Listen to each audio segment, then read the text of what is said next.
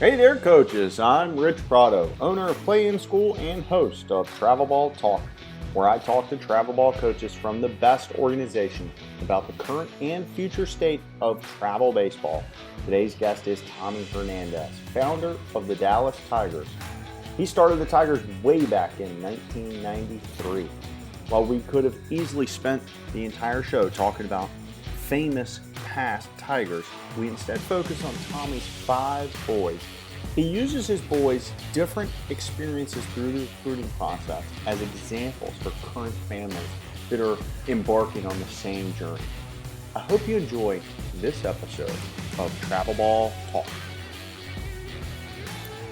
Hey, welcome back to another episode of Travel Ball Talk.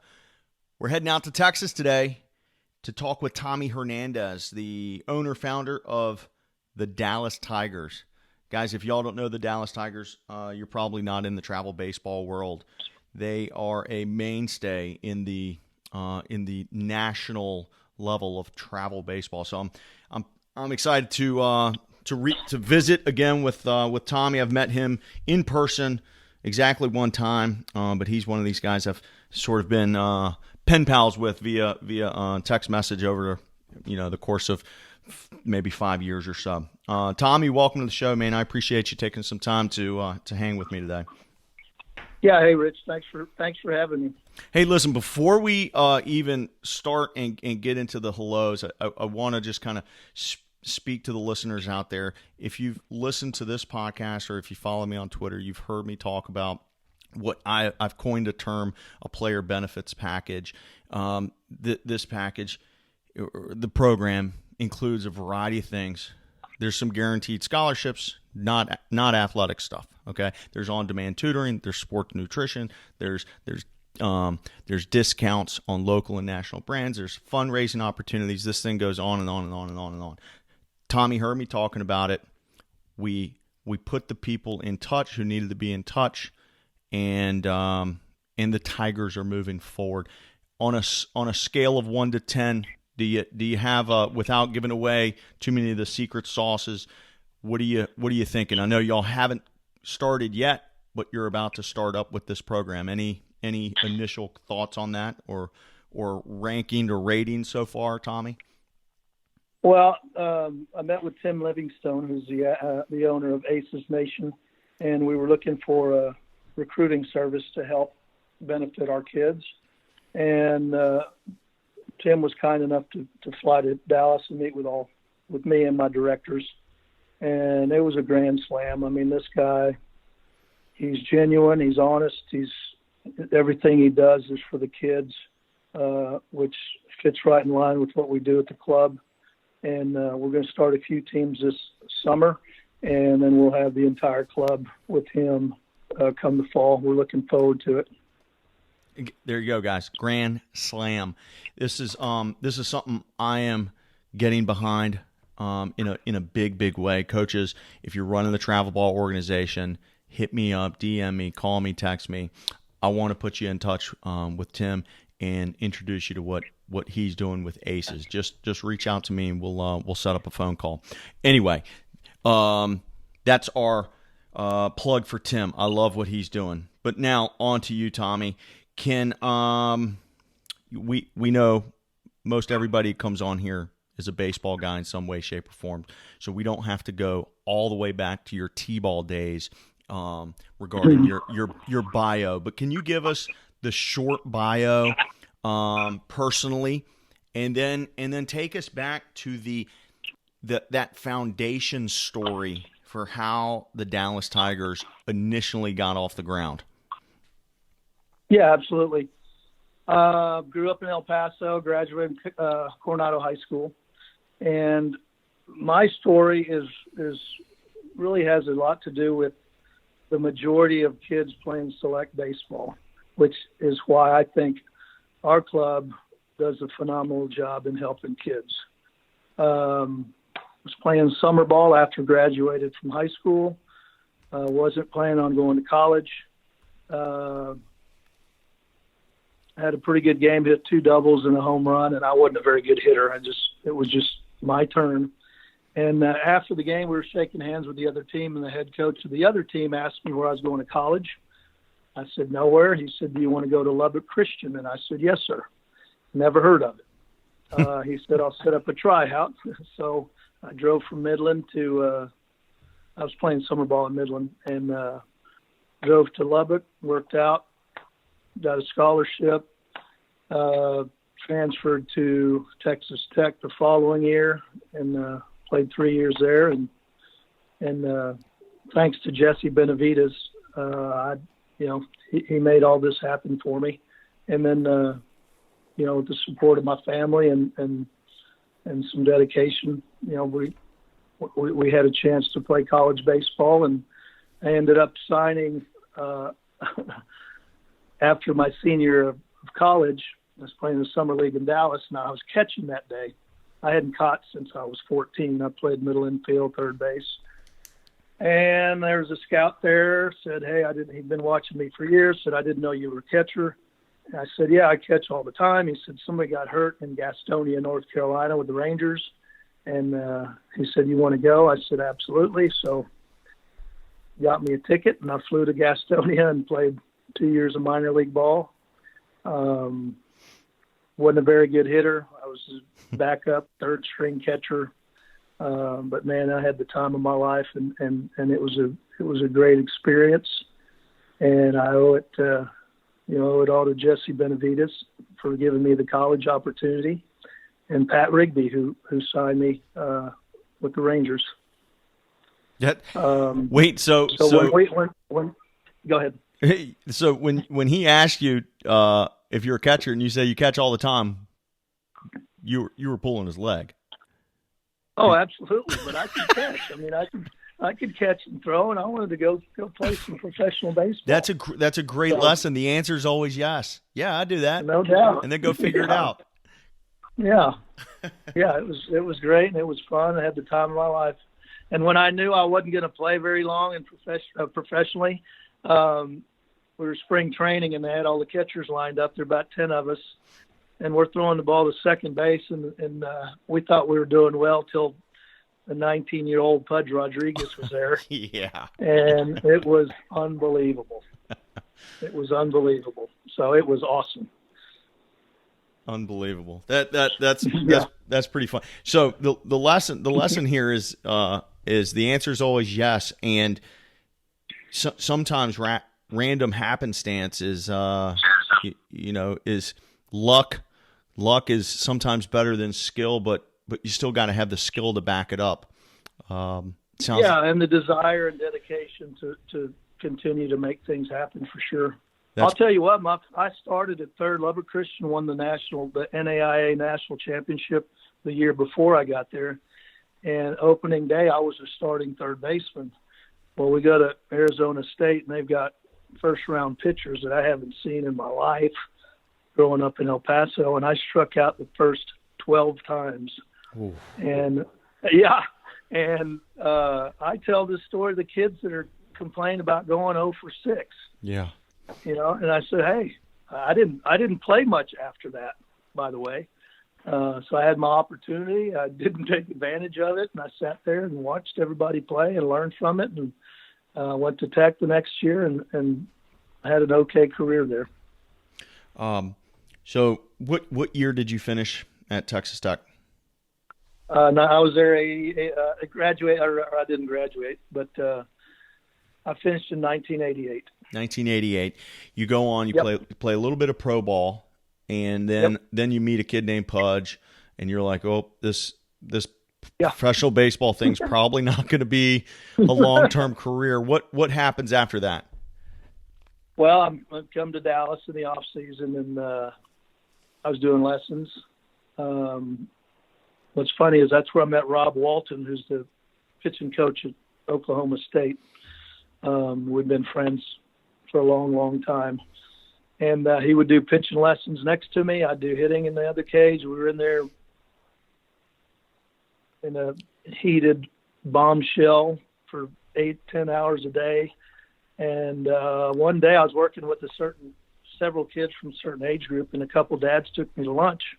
Said, why don't you start your own team? I said, okay. and we put a team together, 11-year-old kids, and did pretty well, and that's how it started. And what year was that when that first team got put together? 1993. Incredible. Or you were born, probably. Not quite. But that's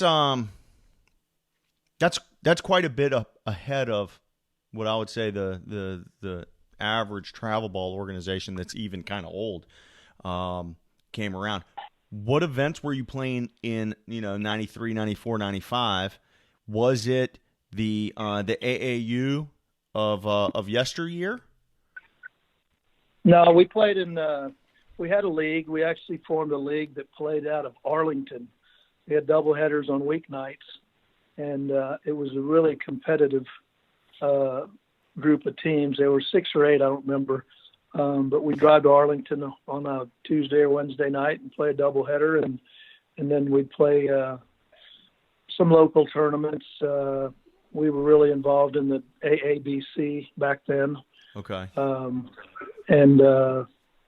That's really all we did till Perfect Game came around, and we went to the first Perfect Game tournament in Jupiter, and we've been going ever since. So.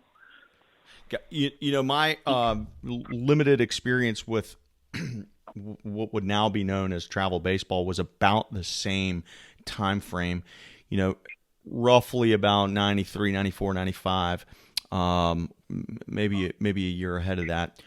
We just put a group of guys together. It was a pretty good group of guys, and it was like 12-year-old, 13-year-old, 14-year-old years, and it was essentially one trip to an AAU national tournament. That was it. That was all we did. Yeah. No, there's no doubleheader on Tuesday in Arlington. No. I honestly, I don't even know if AAU still exists. I think it does. But obviously with the Perfect Game, and PBR, and, then at the national level, and then the groups sort of who are regional around the country, I don't ever hear about it. It could be something at the youth level. I don't know. That's so 1993. You get your first crew together. Some dads take you to lunch. I'm going to guess. Let me go on a limb and say there was a couple dudes on that team. There were a few dudes. Yeah. Few dudes. Hey, you know what? What also another tournament went to back then was they called it the Junior Olympics with USA Baseball. Okay. And we ended up winning that with 11 players. And we were playing teams that had a 30, 40-man roster. Goodness gracious. Yeah.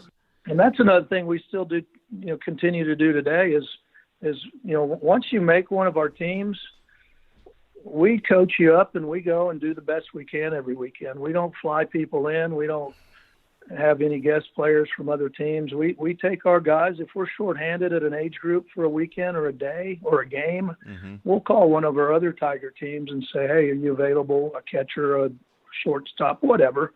And we keep it in the club. Let's talk about the club for a second. Let's fast forward a whole bunch of years to 2020.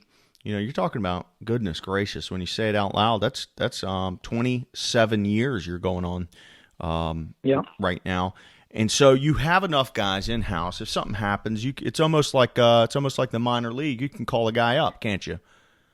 Well, I mean, we don't call him up or call him across, whatever you want to call it. But you have enough guys in house. I'll say we'll call them to help. There you go. I don't want to call them up because there's some teams that are, just as good as what we think or people think is our A team or our number one team. So we don't, we call our teams by the coach's name because we want to treat everybody the same and at the end of the day help them out and hopefully get them to play college baseball somewhere. That's, what, I think that's an interesting point to stop on for a second. If you go to DallasTigersBaseball.com is the website. I'm looking at it right now. You click on the teams page, and you can scroll through. And you got teams in different locations, so it's sorted by different locations. And then you got the different teams at each age group listed. And sure enough, it's listed by the name. 17U Steve Arias, 17U Lawrence Hernandez, 17U Derek Fleming. It's not gold, platinum, silver, bronze, black, white, purple, teal, whatever.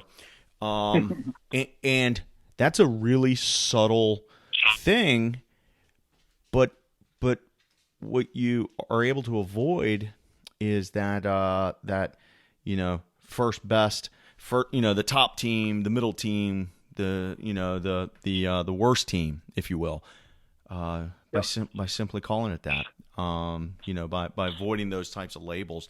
How have you always done it that way, or is this something that evolved over time? I want to say we tried it. We tried it by different colors one year, and I didn't like it because everyone knew orange was the top team and blue was the second team or whatever. Yeah. And I just didn't get a good feeling for that, so we did away with that. I don't know many other clubs that are doing it this way, and not that it's wrong the other way, but there is this sort of either intentional or unintentional, this is the hierarchy. You're on the worst team. Sorry, buddy. Right. But we're going to take that same fee that the kids on the best team are going to pay. Yeah. Even though they're going to all these different events. So right. Yeah, that's what I really dislike about select baseball or baseball teams are the teams that have their roster set and then they fly in 12 other guys for the big tournaments, and the kids that have been there all year, spilling their blood and guts all summer, they have to sit on a bench for the most important weekend of the year. And, it's terrible. And everybody knows who those teams are. Yeah. And we've all played teams where, I'm coaching third and I'll ask the third baseman where the pitcher's going. He said, I don't know. I don't even know his name. Unreal. What kind of satisfaction is that to a coach to win a tournament when you don't even know the guy's name? Got to go get that ring. You got to get that ring, Coach. Yeah, well, whatever. We have several rings, but not at all costs. So we like the way we do it, and I'm not knocking anybody else.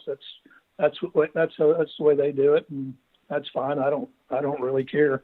I just care about my kids and my club, my families.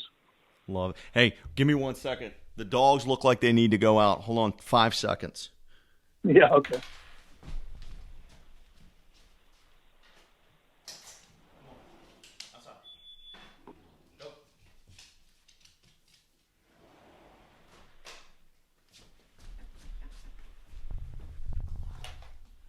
All right, that break brought to you by Huck and Bojangles. Yeah.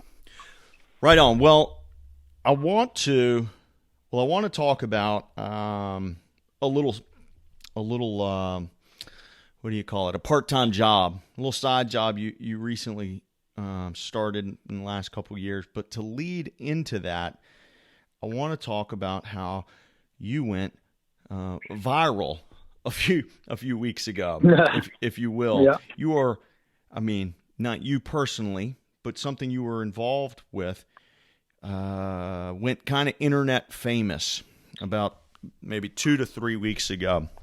Can you give us an introduction? What's that little part-time job you got, and what the heck went crazy on the internet? If you can paint a picture for us.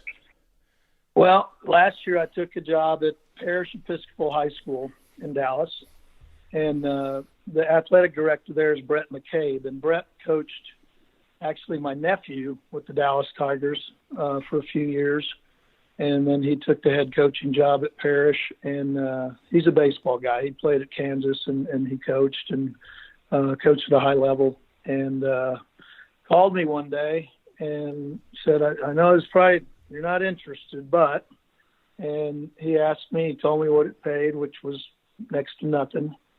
And I said, I sat through 9 years of high school baseball with 5 boys of my own, and I could hear all the yapping in the stands, and I kind of chuckled, and I questioned some coaching as well, as everybody does. It's part of coaching, is getting getting questioned by the armchair quarterbacks, and I sat up there and watched, and I thought, for years I've been thinking about it. And when this came up, I said, yeah, I'll do it. So I did it last year, and I'll tell you what, I had the time of my life. I mean, a lot of those kids are fantastic kids, high academic kids. It's a high academic school, and they were like a sponge. I mean, they didn't know how to play catch, how to do anything. So another good thing about it is my oldest son, Lawrence, is my head JV coach there and the head varsity assistant. So I get to see him every day. He just recently was married. So we're having a blast. I mean, we're teaching these kids, and we won twice as many games last year as they did the year before. We didn't make the playoffs, but we had, I think, 11 one-run games and lost 7 of them. So it was close. We had 3 really good seniors that really carried the load, that helped. But we had 71 errors in 29 games. I mean, I hadn't had 71 errors in 27 years. So it was new and different and frustrating. And anyway, our field wasn't very good. And, that's not an excuse, but when you got balls going off players' foreheads and necks, and gives them they're a little gun shy, both teams. I mean, I saw a kid get hit in the forehead on the opposing team. So the AD and I got together after the season and talked about it. And I think we were one of 2 teams in our district that didn't have AstroTurf. So we talked about it, and we have a blue football field that we've had for, I believe, 5 years or more. And I said, let's make it blue. Well, it was a no. And I thought, you know what? We're going to get some really good exposure out of it.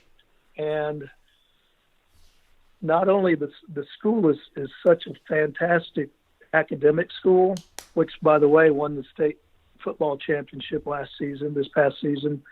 The family, the culture, it's just a great, great fit for any kid. I said, maybe there'll be kids that want to come here to play on the blue field. You never know.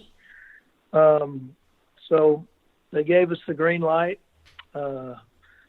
Symmetry Turf came in, and they were working 7 a.m. to 10 p.m. 7 days a week, and got it done in 3 months. And there it is. Yeah, it was awesome. We got new fences and the 10-inning scoreboard coming in, and it's unbelievable. Thanks to the Booster Club and the donations by the alumni and the current families that are at Parish, they made this happen, and we raised the money in 2 weeks. It was unbelievable. And so to fast forward, this thing is ready to rock and roll. And somebody took a video of it, and the guys over at the Twitter account Baseball Bros, which is one of those big-time accounts with a lot of followers, tweeted this thing out on, looks like January 30th, just a few weeks ago. This video has gotten 250,000 views so far. And what you're looking at, I mean, it basically looks like the Boise State, turf. It's blue, orange infield. The thing is blue. There's no way to sugarcoat it. This thing is blue. So it's blue, and it looks better in person, and I think it looks great. But it plays fantastic. It looks fantastic. We've had 4 or 5 games there this year already, and the opponents love the field, love the way it plays. They can really see the ball actually better than on a green field. Interesting. Those ground balls look like a softball coming at your volleyball. Cool. Pretty awesome. Well, before we hit record, I said all press is good press. So you know what, no doubt. you can you can go back to that AD and say, hey buddy, we did it. We're getting eyeballs. We're getting eyeballs. No doubt. I told my wife a long, long time that if they're not talking about you, you're doing something wrong. Yeah. So I might have to put a link to that thing so everybody can see what we're talking about. So now this is year number 2. Yes. Coaching at the private school, and that's a little different kind of setup than your summer and fall travel ball. And your boys, did they go? Your sons, did they go private or public? They all went public. 3 schools. of them went to Coppell High School, and 2 of them went to Flower Mound. All right, so you've got literally 20 years of experience of high school split between those 5 boys. What are some of the comparisons and compare and contrast between what you've experienced over, say, the last almost 2 years and what you saw at the public school versus what you see during the summertime with the travel circuit? Well, both Flower Mound High School and Coppell High School are baseball powerhouses. They have been for 100 years. They're fantastic, and we were fortunate enough to have our boys playing there. And what I saw, honestly, was, Coppell was number 1 in the state. In the country when I was there, or when one of my boys was there. Phenomenal team. But anyway, they had, what I saw was there were a lot of kids on the bench that could have probably, if they were all on the field at one time, come in 3rd or 4th in that district. Wow. And it's unbelievable the talent those schools like that have, and there are other schools. Is that the biggest? Is that the biggest level, the top level in Texas? Yeah. Yes. And how many students are we talking about, just to give a little perspective? Ooh, gosh. I mean, at those 2 schools? Yeah, is it a 4,000 student type of situation? Yeah. Oh yeah. Okay. Yeah, for sure. Okay, so this is about as big as it gets. Correct. And that's what I saw. And there's been kids that have transferred from those programs while my kids were there to other schools or other private schools, other public schools. And I don't know, my 2 cents is, and obviously I'm pushing parish, but I'm talking about private schools in general, or any schools. If your kid has potential to play at the next level, but you're stuck at a high school that's just loaded and you're not getting any playing time, there's nothing wrong with transferring to any private school or public school. Now, there's different rules for different districts and stuff like that. So, I'm not going to get into that, and I'm not telling anybody to leave their school and go to a different school. I'm just saying what I saw at Coppell High School, especially, is there were some phenomenal players there that didn't get an opportunity because the kids ahead of them were better. But the kids on the bench could have played college baseball if they'd had a chance to play high school baseball. Sure. So that's all I saw was an opportunity for kids to find a place to play. And I know it's hard. They've been going to that high school, whatever high school it is, since kindergarten, so they know all those kids, and they want to graduate with them. I get it. But if they want an opportunity, and I'm talking about any sport, football, basketball, track, whatever, those powerhouse schools, man, if you guys want to advance to the next level, which is college, most likely, I'd highly recommend looking at a place where they can get on the field. Yeah, this is a very any school. This is a very specific. This is not a kid who's not playing because he's not any good. You're talking about the kid who is good, who happens to be logjam because of the talent ahead of him. The school is so big. I'm guessing 100 kids come out to try out at a school like that. They cut more kids than I carry on my parish roster every year. Yeah, I can believe that. So this is, some of those guys play select baseball and they get cut. Yeah, this is definitely a very specific scenario, And you know, if you're not any good and you're not playing and you transfer and you find out you're not playing there either, then it probably wasn't the kid in front of you. It was probably you. Right. But yeah. My example is at Coppell when they were, they were number one in the state, and there were 7 Dallas Tigers on the field, and it was unbelievable. You couldn't play ahead of them. And then a couple of years later, they were highly ranked then. There were 6 Tigers on the bench that never got to play that were very good select players. And those are the kinds of kids that, if they'd have found another place to play, they could have played college ball, and none of them are playing college baseball, which is a shame. It's just a shame, but I get it. And again, Rich, I'm making it crystal clear. I'm not recruiting for Parrish. Right. I understand you. Yeah. I'm making it clear that they can move to any private school or any public school. But it's, again, check the rules before you do anything like that. It's definitely something to consider if the kid is a quality player and there's a log jam of ton of talent up ahead of them. Perhaps if you're a young catcher in the Tigers organization and there's a kid named Pudge Rodriguez in front of you, maybe you'd want to switch where you're playing. Switch schools or switch positions. That's for sure. Exactly. So listen, you brought up your kids. This is a pretty good segue to kind of, it's a conversation about recruiting, but through the eyes of a parent who went through this more times than most families. You want to talk about sort of the different the different ways and things that you had to go through with your boys? Yeah, absolutely. And tell us their names and what they're up to as well. Yeah, it really helps me tremendously because of what I went through under my own roof at home.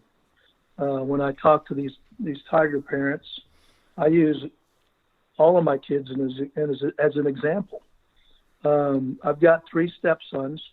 And then I've got 2 of my own. My oldest is Lawrence, who walked on at Tech and got injured and transferred to Navarro and transferred to Cisco and ended up not playing anymore and just threw in the towel. Then my youngest, Cal, who was drafted, he went to DBU out of high school. And I use him as an example, too, with a lot of these kids. Cal's a very good player. He's a switch hitting utility guy, could play anywhere on the field. Actually, in pro ball, he played 8 of 9 positions in one game. Wow. They wouldn't let him pitch in the 9th, or he'd have done all 9. Cool. But so he's the guy that most of us have, most families have. Mm-hmm. Very good baseball player, 5'10", not a plus runner, above average arm, very above average glove, contact hitter. Could hit a dinger every once in a while, but he's going to be a singles guy, hit and run, drag butt. Just helps the team win. All right. So he went to DBU and redshirted as a freshman, which he should have. They were loaded. I think they went to the super regional that year. Mm-hmm. They were loaded with upperclassmen, and he sat there and watched those guys play and motivated them, and went to summer ball in West Virginia, came back, had a meeting with the coaches, and it was pretty clear that he wasn't going to get an opportunity there. So we decided, and we went through different emotions. We were mad at him. We were pissed. We were sad. We were happy. We were whatever. Mm-hmm. So at the end of the day, I told Cal, good thing we found out now. So Coach White over at Cisco Junior College took him. Played second base there, ended up going to the College World Series that year, which was a great experience. Hitting the 9-hole and caught ground balls and just did what he was supposed to do to help the team win. Well, about a month before the next season starts or school year starts, he's got nothing, no offers. He hit 320. He did great. But again, undersized, not very fast. And Coach Neal at Oral Roberts, who I've known for a long time, called me and said, I need an infielder. So we met at a high school. I had him take ground balls everywhere and throw from behind the plate and hit. And they offered him a scholarship, and he played 2 years there and graduated. Was all conference both years. Was tournament MVP of the conference tournament his last year, and got drafted in the 24th round by Seattle. So he got to play about a year and a half. Called me one day, said, Dad, I just don't like it anymore. I'm dreading going to the field. And I said, fine, just go shake their hand, thank them, and get home and find a job. Mm-hmm. So he did. Then I've got my stepsons. Nick is oldest, and then Jacob, and then Jackson is the same age as my oldest, Lawrence. And again, examples of kids, this happens to kids all the time. It happened under my roof. So Nick is the oldest. He was a big dude. He's 6'3", 360 in high school, offensive guard, left-handed hitter. Ooh. Anyway, went to USC on an academic scholarship, didn't play football, didn't want to play sports after high school. And then he just finished his master's at Cornell. Jacob was the kid that a lot of the parents don't have. He's 6'3", 200, ran a 6'2", 60 for perfect game. Holy cow. Mid-90s from the outfield, power, speed, everything. So he was recruited by everybody in the country. Ended up going to Arizona State. Now, after the fall, Jacob didn't like it. He didn't like – they offered him a spot. They said, you're one of our 4 outfielders. Coach Murphy did there. And he came home Christmas break, said, I just don't like it. I like the school. It's just not fun for me. So, I called Arkansas, who had heavily recruited him. They said, absolutely. So he transferred to Arkansas and sat out a year and ended up playing 3 years there and got drafted and played 5 years of pro ball. And he went from, I think, 3 years of pro ball. He was an outfielder, but he hit a lot of doubles and dingers, which led the league in strikeouts. So they converted him into a pitcher. He was 95 to 97 on the mound, but again, a lot of strikeouts, a lot of walks. Mm-hmm. So after 5 years, he ended up hanging him up, and he's got a job here in Dallas doing fantastic. Nick's got a job in Seattle doing great. And then Jackson is my youngest stepson, who's the same age as my oldest, Lawrence. Jackson's story is pretty awesome. Another big kid. He's 6'3", 280 in high school, offensive guard that could run for a big guy, left-handed hitter. Not going to confirm this, but he was cut from the high school team in the fall or in the spring of his junior year. We think it was so he could hit the weights for football, but that's okay. So he went back.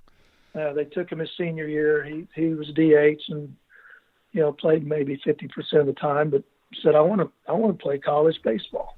So we called around and I've got a lot of contacts, and we went to Northeast Oklahoma. Coach Ward, Gary Ward's son, is the head coach there. Jackson showed up, worked out for him. He's got some power, left-handed hitter, and he wasn't slow for a big guy. So he took him, hit the 4-hole there, did great, hit 400. Then he transferred to UTA the next year and played 2 years there sparingly and graduated. And he's been married almost 3 years now, and he's got a job, and he's doing fantastic. So the moral of the story here is when I talk to these parents about college recruiting, I compare them to 3 of the 4 boys that played college baseball. Because the one, Jacob, was a phenom, and not many of us have one of those. But the rest of them were ordinary kids that had to, like myself, went to Lubbock Christian College, never heard of it. Then I transferred to Tech, NEO, in Miami, Oklahoma. I think there's one stoplight there. But he wanted to play so bad that he lived there for a year in the dorm. And Lawrence and Cal, they fought through adversity, and that's, as you know, and everybody knows, it's a huge part of baseball is bouncing back from adversity, because that's all this game is. And we're proud of our kids for fighting through that, their ups and downs, and I think it's made them better people and boyfriends and husbands, and they're going to do fine, and they're already doing great. And a lot has to do with my wife, Donna. She's unbelievable. She's a baseball mom that she's so supportive of what I do and all the boys, and she's a gem, and we're all lucky to have her. That's for sure. Gosh, she runs this household. there's a lot to talk about in there, and let me think if I can make sure I hit all the things that are running through my head. Is first of all, there's definitely, for the average player, there's some things you can do to help yourself out, right? It's the communication piece. It's making sure your network is working on your behalf and working their contacts, and obviously the skill piece is involved. Now that was true for your boys, and that's true for anybody else. And that's sort of normal. But the reality is that if there's 100 kids, there's going to be 100 different paths. There's 100 unique stories that end up creating the average. And you definitely want to. The worst thing you can do is sit back on your couch and do nothing. So as long as you're doing something, and you're getting out there and getting there and doing something, and the people who you know, and they know people, if you can get them working on your behalf, that's incredible. But 5 different kids, 5 different paths. No doubt about it. Rich, everybody wants to go to a Big 12 or SEC school. Sure. And only maybe a couple out of 100, those 100 you're talking about, can play there. And we're honest to a fault, and we've had kids leave because we're honest with them. You can't play at Texas. Well, my grandpa went there, my dad, my mom graduated from there, and said it doesn't matter. They don't want you. Yeah. I mean, I called Coach Harmon one day because this guy was bugging me about it, and I put him on speaker, and the parents are right there, and I said, what do you think about this kid? And he said, if I recruited him, I'd lose my job. Unbelievable. Unbelievable. And That's I hung awesome. up the phone and I said, I told you, but you can play at these other schools. Mm-hmm. Well, they got mad at me, and he ended up going to Texas as a student. But again, that's okay. Yeah. I mean, we're going to be honest with you. Yeah. Maybe to a fault, but I've experienced it, the ups and downs in my household, and it sucked. But it's Cal, my youngest Cal, he would go fishing with Tim Tadlock at Texas Tech and Skip Johnson at OU, and he's known Rob Walton at OSU for 100 years. The 3 of them didn't offer him anything. Right. And Cal was disappointed. He wanted to play at one of those 3 schools, but they didn't think they could help him win. So I tell parents that this guy, they've known this kid since he was born, and they still don't want him. And he's a pretty good player. Yeah. They don't think he can help. So, I'm going to tell you the truth, just like they're going to tell you the truth. Yeah. The other thing while I was listening to you talk about your sons, was while you were telling the story and you use it as examples when talking to your own players in the Tigers organization, you don't sound hung up on the baseball part. You finished each example of each one of your sons with, and then he got a job. You know what I mean? Well, first they all graduated, and then they got a job. And I run into parents who they are hung up on the baseball piece, and the baseball part is fun. Listen, that's great. That's what we're talking about on this podcast every single week.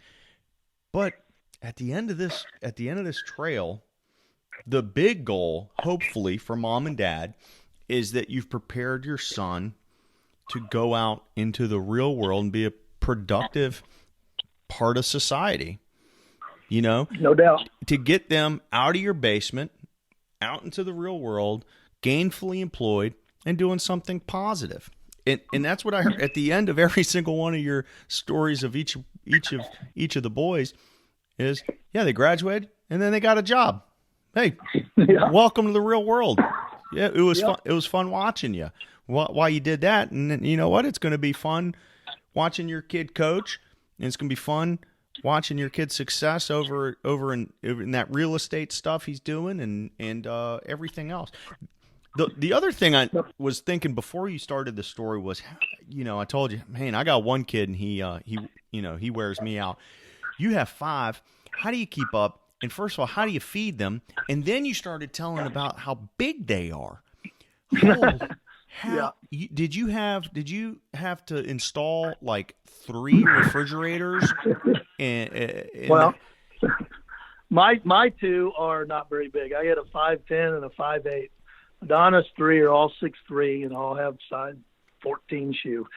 So those guys, I mean, it was 4 or 5 gallons of milk a week. I mean, it was, they could eat, they could drink. So, but it's all good. They're all happy, and they're all great adults right now. And that's like fantastic. That's like the biggest motivation of moving them along and getting them out of your basement, and is getting them off the grocery budget. That's get them off the payroll in general. Good grief! That's a crew right there. Don't run into those Hernandez kids and holy smokes! Yeah, they're all good kids, and that's another thing. We've, parents now think their kid's going to be Alex Rodriguez or Carlos Correa, and you know what? He's probably not. No. So when you go for 4 with 4 Ks and you're 12 years old, you don't have to ground him. Yeah. Try to figure out how he's gonna come back from that. Mm-hmm. Again, talking about adversity all the time. That's all we talk about. Mm-hmm. What are you gonna do after you fail? Yeah. And we don't. My kids, I never talked about baseball after their game. If they brought it up, I'd give them my 2 cents on what I saw, and then we'd go work at it. If they wanted to, I wouldn't say, get your bat, let's go to the cage, it's midnight. It's just, if they said, let's go hit, I'll take ground balls, whatever. We got in the truck and drove to a field. Yeah. So it's just, that's the big issue I see nowadays with parents just killing these kids in this game of failure, about them failing. It's just terrible. I've had talks with Tiger parents about it because they're too hard on their kids, and when they start to drive, man, they're never going to be home. They want to be away from you, mm-hmm. Because you're always on them. And it's just, I was lucky to have 5 kids that were pretty athletic and played at a high level and fought through adversity. And we're trying to pass that along to parents, which is difficult. I mean, they all, especially here at Parrish, I mean, the academics are so high. When I talk to the parents, they all have tutors and they all do great in school. And I reminded them, baseball is different. You can take a lesson every day, 7 days a week, 24 hours a day, and still strike out 6 times in a row. Yeah. It's just different, and it's okay. It's just part of the game. But what can we do to make contact if we're striking out? What can we do to hit it to opposite field when you're just a pull hitter? I mean, that's the part we love, and that's what they're starting to learn here, because they were so hard on themselves, these kids at Parrish, when they failed, because they're used to being perfect or expected to be perfect in the classroom, which is great. We all did. We all want our kids to do great in school, but you just can't be perfect on this field. That's for sure. Doesn't work. Sport. No. Now, we've spent some time talking, sort of, soft stuff, right? The off the field type of conversation. But let's talk a little bit about on-field baseball stuff. you had mentioned you wanted to talk about sort of the tournaments and specifically youth tournaments, because you guys the Tigers go all the way down to 9U if I'm looking at this correctly. Right. So what are you seeing in the youth arena, specifically in the event space, the tournaments? Well, first of all, we have I can't go without mentioning my directors. Yeah, let's do it. I've got 7 directors in the club. I've got Paul Ahern, who does our central teams, and Chris Etheridge does East Dallas. Blake Bevan, former first rounder with the Rangers, made it to the big leagues with the Mariners. He does our West Dallas teams. Jerry Valdez, who lives in El Paso, his hometown, he has a Tiger club in El Paso. We just added a huge addition to our club, former 1999 Golden Spikes and Dick Hauser Award winner, and also Rookie of the Year in 2002 for the Rockies, Jason Jennings, is our North director, as well as Bryce Cummings, who I've known Bryce since he was 10 years old. He was one of my Tiger teams. He was with me for a long, long time. He's like family, like a son of mine. He came over, and he and Jason run our North teams now. Bryce grew up playing with the team that had 2 former big leaguers on it. I sent you a picture. Bryce is number 4 in that picture, but Clayton Kershaw was there, and Sean Tollison, and then as well as Detroit Lions quarterback Matthew Stafford. Those guys played with us a long, long time, and Bryce played with those guys. So it was pretty cool, and I'm really happy to have Bryce back in the club for sure. And all these guys, this thing wouldn't work without them. They're passionate about kids and baseball and making everybody better, and player development is what we're trying to do. And we have teams in Tulsa, Oklahoma. Jerry Jacobson, who runs World Baseball Outreach. He called me a few years ago, and I met him, and has a great indoor facility there and wanted to upgrade his team. So he asked about being Dallas Tigers, Oklahoma, and we got it done last year, this second year, and he's doing a great job over there, and we've got several teams there now. So, without these guys being so passionate and trusting what we do and focusing on player development instead of winning like a lot of these other clubs do, we're going to be just fine. I mean, 27 years, we really haven't changed much other than the number of teams, but we want to focus on the fundamentals and teaching kids how to play and how to act and how to dress and how to respect the umpires in the game and the other team. And we've had a lot of compliments throughout the years about just how we look and how we act. We may get run ruled. Who cares? I mean, the kids got after it and played well. Let's go back to the drawing board so we won't get run ruled next time. It's just all about getting better. And at the end of the day, if we do a good job of preparing our kids, we're going to have a chance to win some games, a game or two. So, and yeah, a game or two. There actually is a section on the website with some of the championships that are listed here, and it goes back a long way, and it's a whole heck of a lot of them. So you guys have definitely won some games, and like you said before we got on the call, you texted me some photos, and you're the names that are on some of these guys that are on the same exact team. I mean, this picture with Kershaw, he's like the littlest guy on the team. Clayton came over.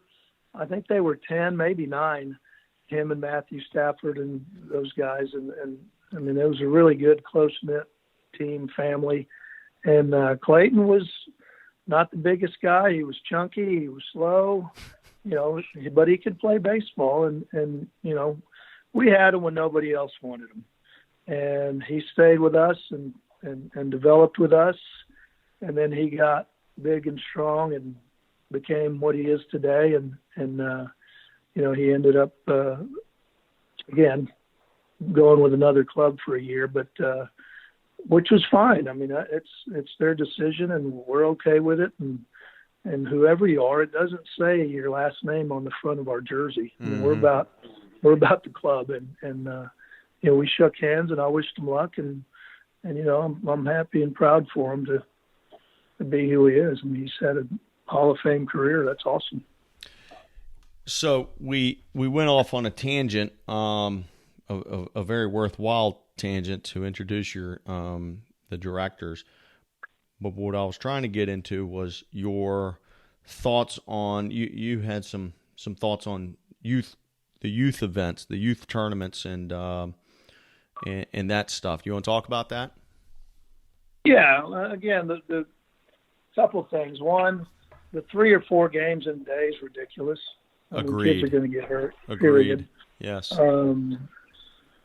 What I think should happen, and I would love for somebody to do this, and you know what? The problem with doing this is some of the better teams that fly people in and that sort of stuff, they won't sign up for your tournaments with these rules. Mm-hmm. Having a catcher who catches one complete game can't catch the next game.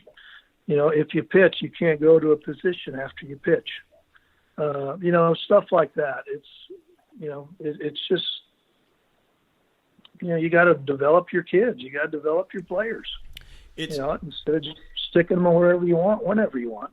And we've been guilty of it too. But if there was a rule there, we'd be fine with doing it that way. At the end of the day, it would give all the kids that are paying these fees for every club in the country and every practice, it would give them more opportunities to get on the field, which is the bottom line. This is something I've had to fight it myself, and it's when you set up an event, right, and you're putting it down on paper, and you say, oh man, let's fill every minute of the day. If they're going to spend the money to come to this event, let's keep them busy. We're going to give, and we're going to keep these kids just playing. And the reality is there needs to be downtime at these events. You don't need the biggest, most well-respected amateur baseball organization in the country that runs the biggest tournaments. Forces the best teams in the country. If you want to win the championship in Atlanta, that's 5 games in 24 hours. Yeah, ridiculous. 5 games in 24 hours doesn't make any sense. It doesn't make any sense. Maybe it wouldn't need to be that way if there weren't 300 to 400 teams in the event. But that's not just at the 16 and 17U level. We're seeing it at the 12U level. I'm sure you can speak to this, where you're seeing these teams. Winning is almost a curse at some of these weekend events, because if you win, you got to keep playing, and you go, wait, but I only have 12 kids on the roster. How do I have enough pitching for 6 games? That's my point. They fly people in to win that tournament. You know what I mean? Or throw your number 9 guy. I mean, you're just going to have to slug it out with the other team. Yeah. You know what I mean? It's just, whatever. I mean, the kids get an opportunity to play. And it would be a lot more fun, in my opinion. I think you would have a really true team or club champion if you did it that way, instead of a different roster for every weekend, winning every weekend. Mm-hmm. I mean, how hard is that? How hard is that to get the best 20 kids in the country and go play a tournament? That'd be pretty easy to win a tournament with 12 Clayton Kershaws and 8 Corey Kluber. Yeah. You know what I mean? Yeah, come on. No doubt. This sort of, I think we've answered a little bit of this, but this is sort of the question I pose to everybody that comes on the show. It's let's dealing with the current state of travel baseball. I always want to get your reaction on the good, the bad, and the ugly. And I think we've hit on a couple of the things that are opportunities for improvement.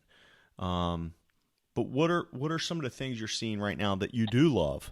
You've been at this 27 years. I'm assuming that there are some positives, or else you'd have moved on by now. No, yeah, there's a lot of positives. I mean, another negative, unfortunately, is a lot of them are getting watered down. You know, back in the day when it was a real invitation only, I mean, you were slugging it out and it was awesome. But now it's, you know, obviously now you're giving more teams more opportunities to play in front of, you know, at the high school level. The positives of having more teams is, you know, kids playing in front of people, having more opportunities to do that. Because at the end of the day, that's what it's all about. I mean, we don't promise anybody an athletic scholarship, but we tell them, you know, we'll put you in front of people, and it's up to you to play well in front of them. Yeah. I mean, that's the bottom line. So with all these different tournaments, and there are some that say they're going to do things but don't. But you know, the good ones, and we all know who those are. They do a pretty dang good job with social media, and you know, V-Tool does a hell of a job with social media, who's run by Lynn Van Landingham, who was a former college teammate of mine at Texas Tech, and then he coached one of my Tiger teams. Then he started V-Tool a few years ago, and I think he does it right with the social media aspect of it, and getting kids out there, and because that's really what everybody's doing now is including college and pro guys, is getting online and checking YouTube videos and Twitter accounts and all the social media stuff. So V-Tool has been making a quite the name for themselves. They're Texas based, and they're slipping into some of the other states around Texas, I believe. So if you're listening to this and you're unfamiliar, go find the V-Tool Twitter page and or website. I think you'll be impressed with what they're doing. Yes. Yep, he does a really good job, and a lot of other sanctions do a good job as well. I just brought Lynn up because I've got a relationship with him, and I've had it for a long time, as I have with Perfect Game for 20-something years. So, anything else in the realm of good, bad, and the ugly regarding the current state? Oh, I know one thing that falls into the maybe the ugly that you had mentioned earlier when we were before we hit record, and this isn't specifically about the current state of travel baseball, but it is in a way. It's really more about NCAA rules, and this is regarding the official visits. You had wanted to talk on that a second. You want to Yeah.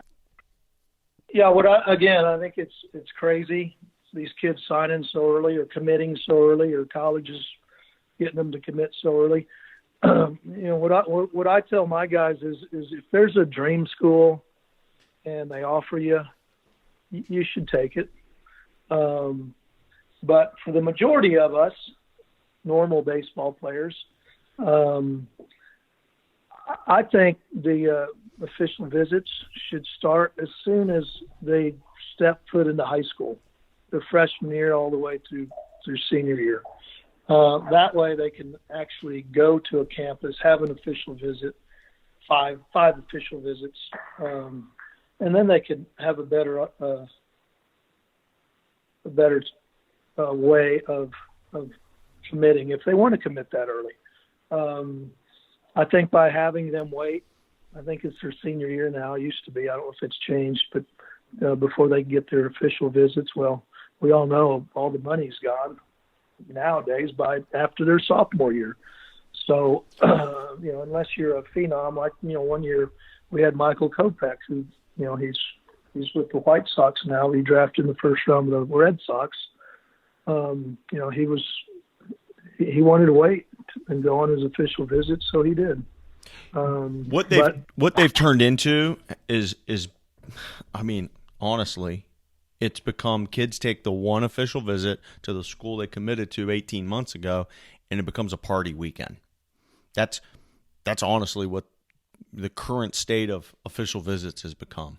It's no longer. Yeah. It's not a fact-finding mission. It's not a research weekend to see if I fit in here. I committed a year ago, and this is sort of like the this is the congratulatory party weekend to hang with my future teammates. Which completely defeats the purpose of official visits. It's silly. Oh, and it's paid for by the program. Right, but I think that nowadays the kids are getting so young, committing so young.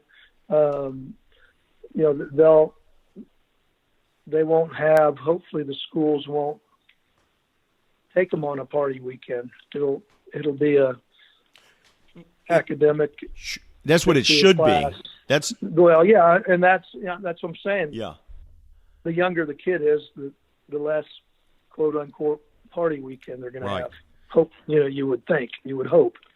But at the end of the day, we talk about kids going to whatever school they want to go to, and we have them, check their commits, see how many they have coming in your class, and let's go somewhere where you can have an opportunity to play as a freshman, or you can go to your dad's alma mater and maybe get cut the first semester, or sit on the bench for 3 years and play your senior year, which is fine if that's what you want to do. Sure.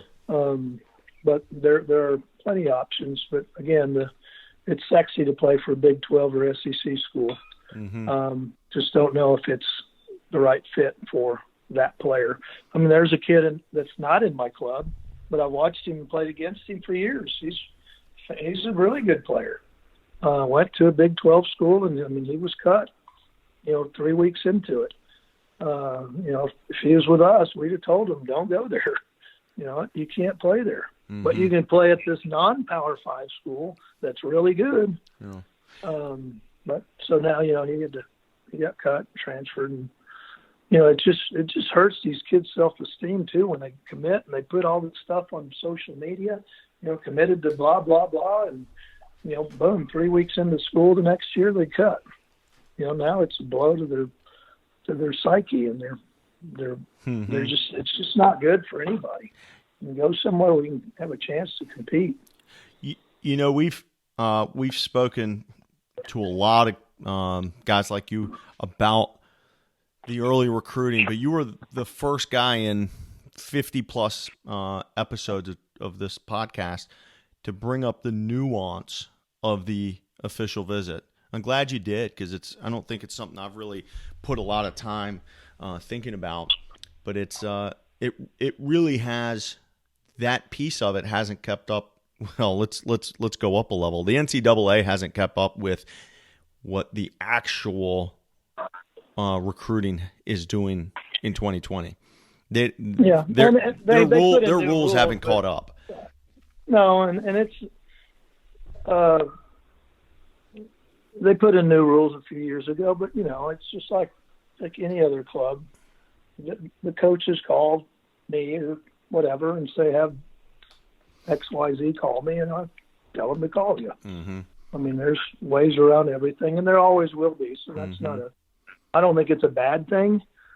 I just wish that they would start the official visits as soon as they step foot in the high school campus, and then I agree. They can make a better decision that way. I agree. That's my opinion. If the official visit is meant to be a fact-finding mission and a research weekend to figure out if this is the place I want to spend 4 years and send a lot of money to, then let's try and do it before we commit. I mean, I had two of my freshmen committed this year, one to Rice and one to Oklahoma, but those were dream schools of theirs. Yeah. I mean, both of them could have waited a couple of years and they'd had offers from anybody in the country, but one guy wanted OU, one guy, they had family and friends that have been there, and they just OU lovers, so it's a great fit for him, and he's really good. Yeah. And then the other kid, left-hander, is, I said, where do you want to go? He said, Rice. And I said, okay. So we put him in contact. He went to some camps, and there you have it. So amazing. It works out for them. But, yeah, again, it'd be nice if they could have gone on 5 official visits before they committed there. But,